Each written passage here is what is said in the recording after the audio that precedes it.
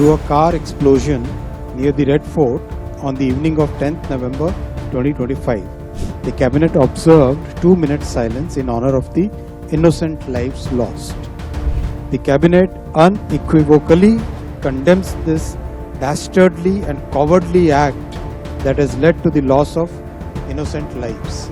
नमस्कार, आप देख रहे हैं वन इंडिया। मैं हूं आसिफ और मेरे साथ हैं शिवेंद्र और बात करेंगे दिल्ली कार ब्लास्ट की। दिल्ली कार ब्लास्ट में एक नया अपडेट ये आया है कि प्रधानमंत्री ने कैबिनेट की बैठक की थी और वहां ये फैसला लिया गया है कि इससे कार ब्लास्ट को अभी तक जो कि किसी आतंकवादी वारदात से नहीं जोड़ा जा रहा था, लेकिन अब बताया जा रहा है कैबिनेट ने फैसला लिया है, इसको माना है कि ये आतंकी घटना है और साथ साथ ये भी कहा गया है कि इसकी बहुत बारीकी से और जल्दी से जांच की जाएगी, जिसकी वजह से हम उस तय तक पहुंचे किससे ये तार जुड़े हुए हैं, किन लोगों से तार जुड़े हैं, ताकि एक आखिरी फैसला लिया जा सके कि यह हमला या ये घटना किसने करवाई और किस वजह से हुई। हमारे साथ शिवेंद्र जी जुड़े हैं। शिवेंद्र जी, क्या कहते हैं? अभी तक ये चर्चा चल रही थी कि 2 दिन हो गए हैं और अभी तक कोई ऑफिशियल बयान नहीं आया है कि आतंकी हमला है या घटना है।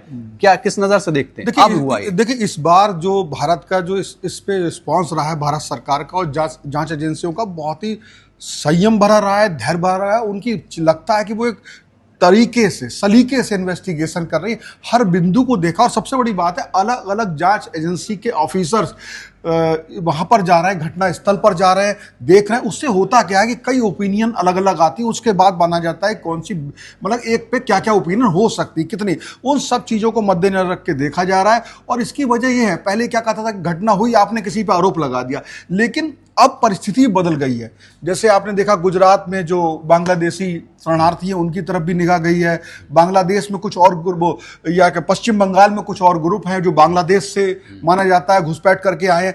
ऐसे कई जगह हैं। तो सरकार किसी एक जगह पर ना जा करके इसको बड़े रूप में देख रही है कि इसके तार कहां तक हैं। एनआईए छापे भी मार रही 4-5 राज्यों और कई एनआईए भी छापे मार रही है। एनआईए की 10 उसमें लोग शामिल करे गए, बड़े अधिकारी उनके कई टीम हो सकती हैं।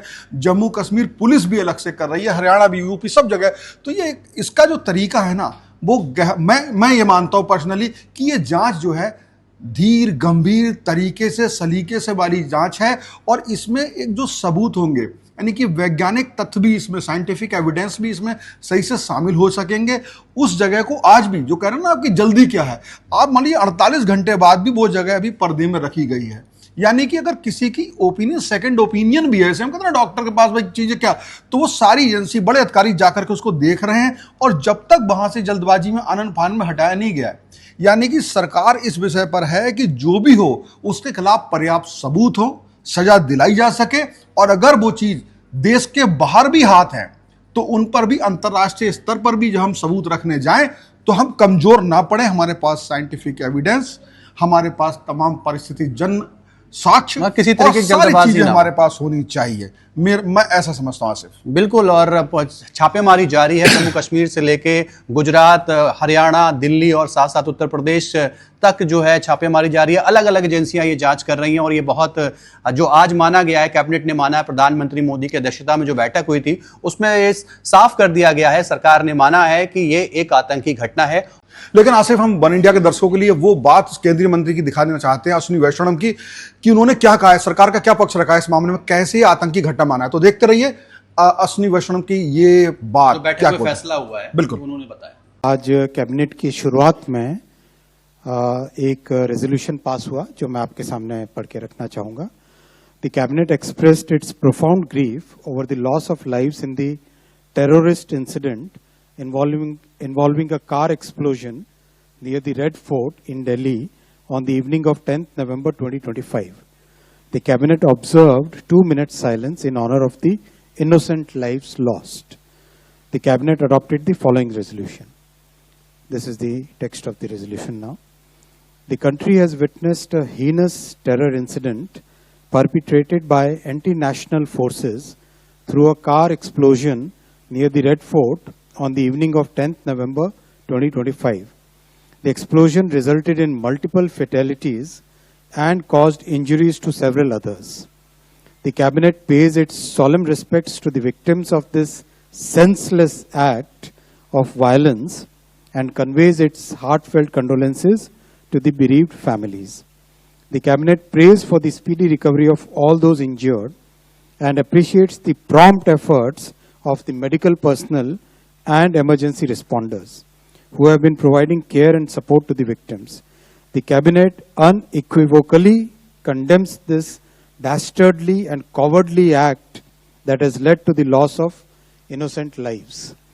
The Cabinet reiterates India's unwavering commitment to a policy of zero tolerance towards terrorism in all its forms and manifestations. The Cabinet also recorded its appreciation for the statements of solidarity and support from many governments around the world. The Cabinet notes with appreciation the timely and coordinated response of the authorities, security agencies and citizens who acted with courage and compassion in the face of adversity. Their dedication and sense of duty are deeply commendable.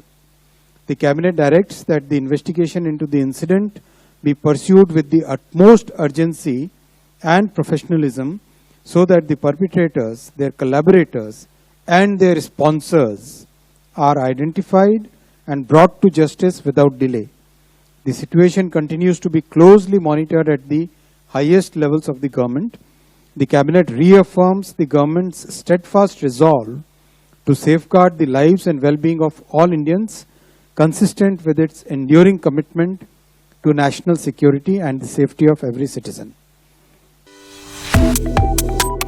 Subscribe to One India and never miss an update. Download the One India app now.